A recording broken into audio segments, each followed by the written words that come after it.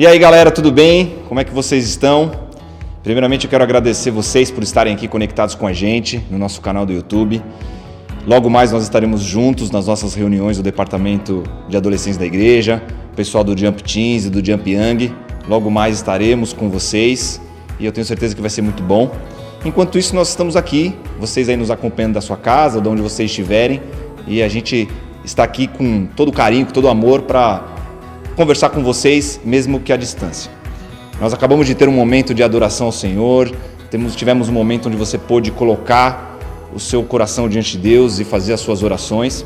E agora eu quero compartilhar um pouquinho da palavra de Deus, quero conversar com vocês a respeito de um tema que me chama muito a atenção, porque eu vejo que não só na minha vida, quando eu tinha meus 15, 16 anos, mas hoje em dia eu vejo muitas pessoas que passam por esse tipo de dificuldade. E qual é essa dificuldade? É a dificuldade de você perder Jesus de vista. E aí você pode falar assim, como assim, Felipe? Como que eu posso perder Jesus de vista? Muitas vezes nós, por conta das coisas que nós passamos, por conta dos problemas e por conta do nosso dia a dia, a gente acaba perdendo Jesus de vista. Ainda mais hoje que nós estamos num momento complicado que nós estamos vivendo, não só no Brasil, mas como todo mundo. Eu tenho certeza que você está presenciando isso, porque você está no homeschool, ou você está fazendo atividades apenas em casa, sem poder estar presencialmente na escola, na faculdade, sem poder visitar seus familiares. É um momento muito diferente. E normalmente tudo aquilo que é diferente nos faz perder o foco.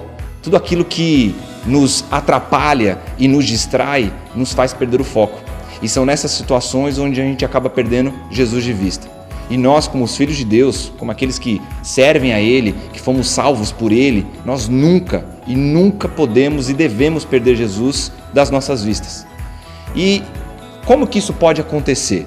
Eu quero ler com vocês uma história que está no livro de Lucas, no capítulo 24, que diz sobre 2 discípulos que estavam numa caminhada até uma cidade. Essa cidade chamava-se Emaús. E era uma cidade muito distante de Jerusalém, da onde os discípulos estavam. E o que tinha acabado de acontecer? Jesus tinha acabado de ser morto, ele tinha sido crucificado e tinha sido enterrado. E todos os seus discípulos, todos aqueles que acreditavam em Jesus, estavam muito tristes.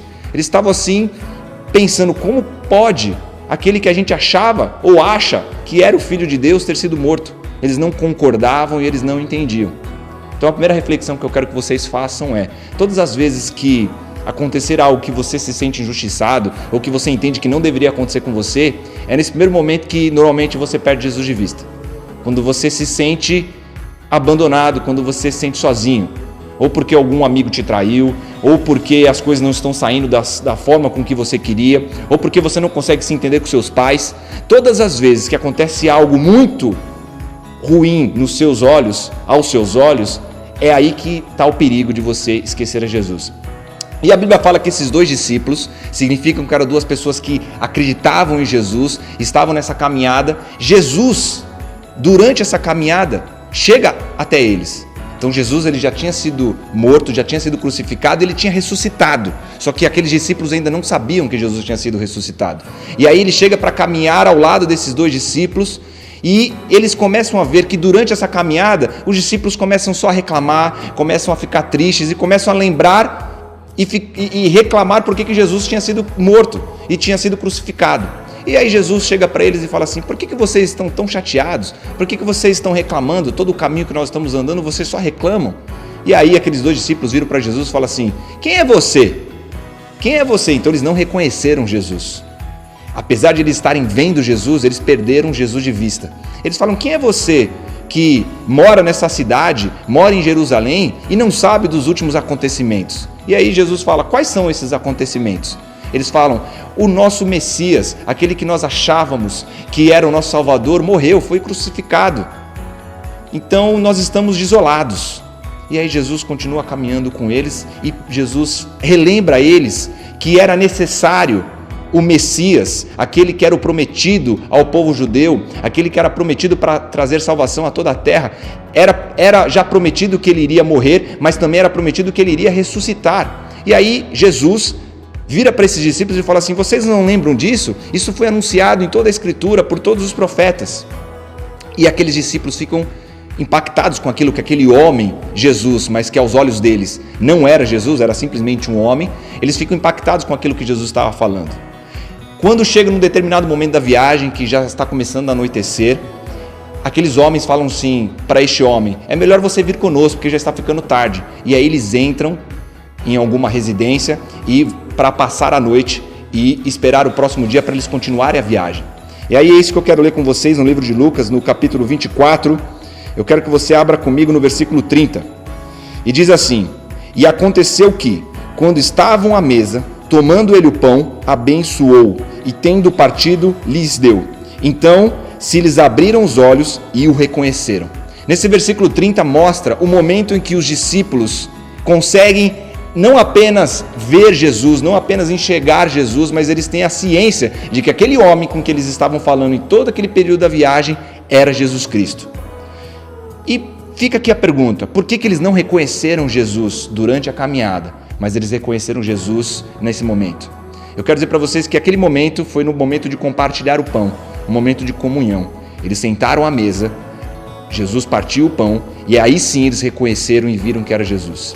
Isso nos ensina uma coisa: todas as vezes que você estiver aflito, todas as vezes que você estiver com as suas emoções, com os seus sentimentos abalados, é a hora de você assentar à mesa com Jesus. É a hora de você buscar a Jesus, porque no partir do pão, no compartilhar do pão entre você, o Espírito Santo e Jesus, você vai conseguir vê-lo. Jesus nunca vai se esconder de você. Toda vez que você o buscar, você o irá encontrar, porque é isso que a palavra de Deus nos promete.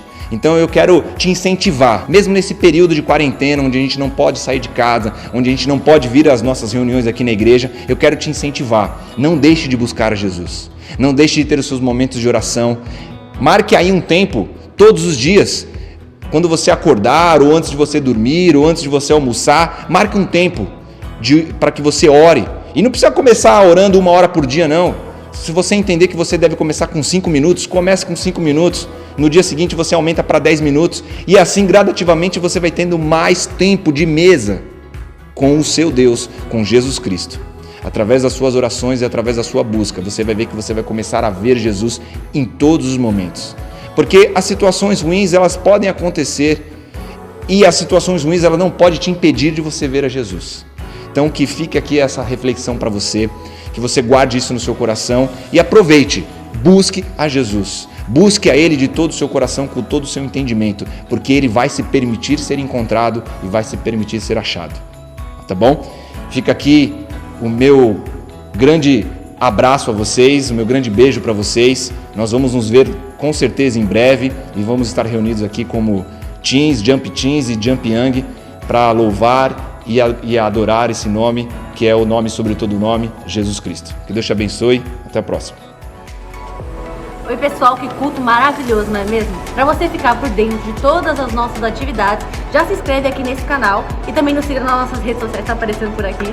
E se você ainda não tá no grupo do WhatsApp, esse número que também tá aparecendo aqui é o da Gabi, você pode falar para ela: opa, quero participar, tá certo? Até os próximos cultos, beijo!